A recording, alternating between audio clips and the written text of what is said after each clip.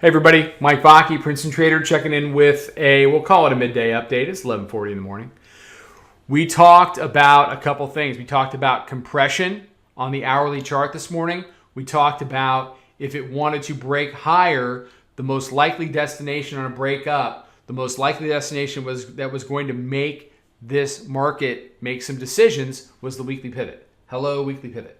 Okay, so how have we traded it? We're long, let's see. We were long from 71.75, then it came and stopped us out. Then the bears tried to make a run from 81 back into 76, but they just couldn't take out the blue line here. That's the 5-minute mid-band. They traded below it, back up over, back to test it, and then off we go. Right now, we're currently long 75.5, so we're up not quite 20 handles on that trade. It's been a great day in the room, but the key is now weekly pivot and the round number 2800 above it. How are they going to handle that? How are they going to trade it? That's the key heading in. Right now, we're trend up. They've made a bias above our proprietary upper level, and as long as they hold that 5-minute mid-band with AD, with the advanced decline on the S&P up around 413, they can walk this up. They can walk this up all day.